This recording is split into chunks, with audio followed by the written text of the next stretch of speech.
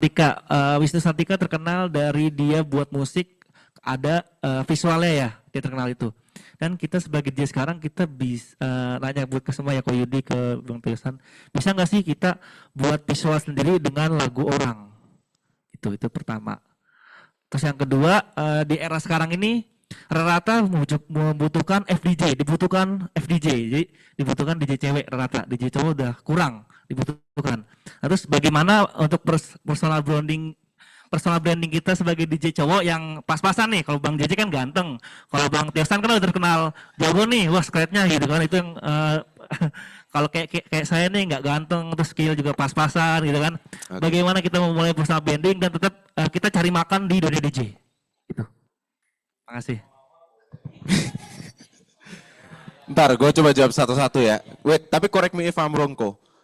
Baru akhir-akhir ini gak sih rising up DJ cowok bisa dijual? Sebelum COVID dulu DJ cewek gampang banget. So, kita jadi cowok susah dijual. The facts sekarang rata menurut gue, cewek banyak, DJ cowok juga banyak yang bisa dijual. Karena udah shifting menurut gue industrinya beda. Everyone sekarang coba menjadi gini. Everyone coba membuat lagu. Kenapa nggak dari sebelum Wisnu Santika terkenal lu pada mau juga beli apa buat lagu? Everyone sekarang bikin konten DJ. Kenapa nggak dari dulu? Awal-awal TikTok keluar.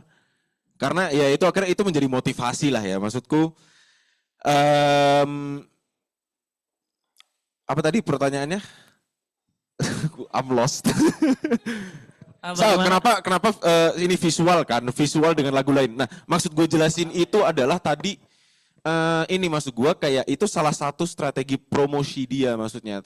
Kalau menurut gue lo mau promosi visual lu dengan lagu orang lain kayaknya kurang tepat ya. Tapi contoh lu dapat lu menjadi guest DJ di let's say di sini di acara Pioner gitu.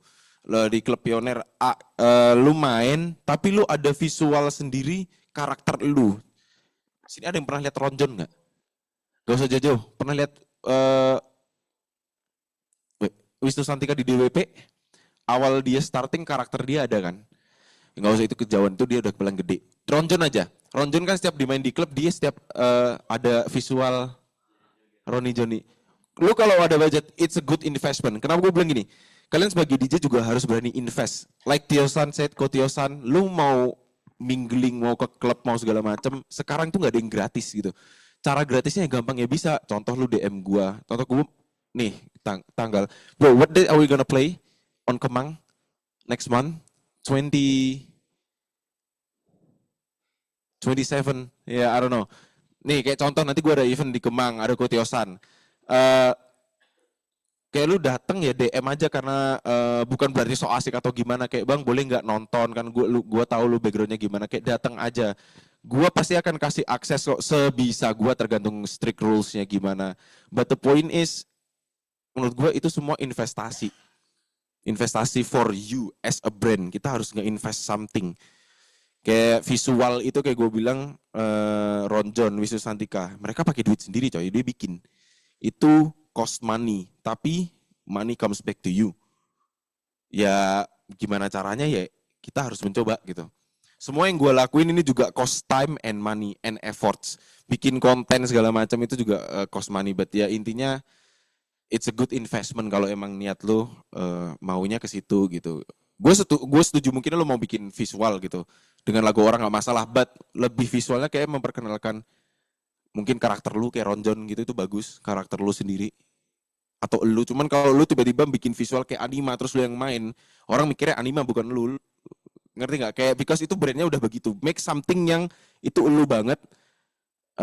Karena kalau lu makan pakai lagu orang lain, kalau emang lu punya lagu sendiri, lu bikin visual kayak Wisnu gitu, itu make sense gitu. Karena itu punya lu, tapi jangan kayak buat lagu orang lain buat apa?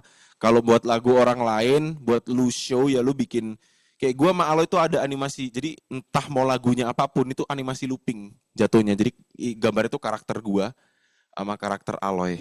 Ya, mungkin show you. Jadi ya itu bisa di placementnya di mana aja gitu tuh buat salah satu ngebrand aja sih sebenarnya. Begitu. Terus apa lagi tadi?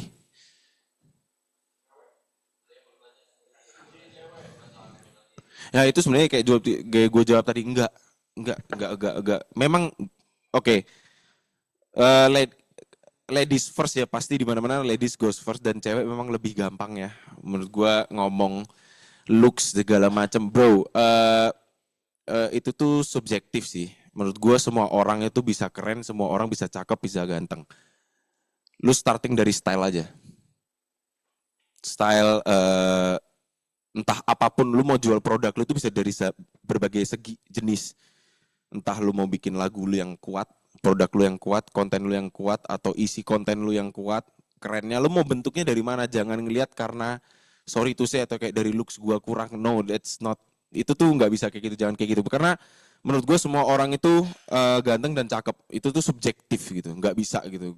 Kan gue nggak mungkin gue bisa suka satu cewek yang sama dengan selera Tiosan gitu. Kayak nggak bisa. Itu like the point is apa yang lu jual gitu. Lu bisa starting dari contoh lu tampil DJ jangan pakai kaos doang gitu.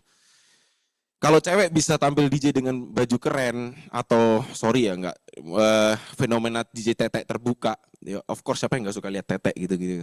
But the point is yang menarik perhatian orang apa? Start from how you dress, kayak entah lu mau pakai kacamata, pakai topi, pakai anything, pakai topeng. Maybe lu mau ngebuild brand DJ-nya pakai topeng kayak Marshmello, it's good. Itu kan menarik perhatian banget. Jadi bisa dari segala sisi. Lu mau memperkuat, oh ternyata gue bisa bikin lagu keren nih, dengan orang notice ya. Itu produk yang lu jual di situ gitu. Sisanya ntar tinggal ngikutin gitu. Kayak jangan nggak pede dari karena gue gini, karena gue gini. Ya semua orang beda-beda, tapi lu bisa temuin diri lu sendiri di mana. Gitu. Itu sih kayak saran gue. Sedikit ya dari pihak cewek, agak defense sedikit dari pihak cewek. Sebenarnya sebagai FDJ pun nggak semudah itu untuk cari job. Walaupun di mana-mana butuh FDJ, tapi sebenarnya kita masuk ke situ nggak gampang. Karena aku pribadi pun kayak yang aku bilang tadi, pengalaman aku sama persis sama Kotiosan. Pertama kali aku pindah dari Jogja ke Bali, dari Bali ke Jakarta, aku memulai pasar yang baru dari nol. Aku DM satu-satu venue, walaupun mereka tahu aku FDJ, nggak semuanya respon. Ada yang ditolak, ada yang diajakin ketemu, begitu ketemu disuruh main, dibayar nasi kotak, bener. Kalau bicara audiens, nggak ada audiens dan aku manggil temen aku 5 orang dan mereka doang yang nonton aku. Jadi perjalanannya FDJ juga nggak segampang itu buat dapetin kok. Mungkin teman-teman DJ cewek yang lain juga ngerasain. Cuman memang itu tadi, kadang kita kalah sama DJ Tete itu tadi. Kadang seperti itu karena yang terkadang yang dijual juga visual. Itulah kenapa aku pribadi akhirnya menyadari kalau aku nggak mau begini-gini aja, ada sesuatu yang harus aku lakukan supaya bisa step up lebih dalam ke dunia industri ini. Gitu. Itu dari teman-teman cewek mungkin.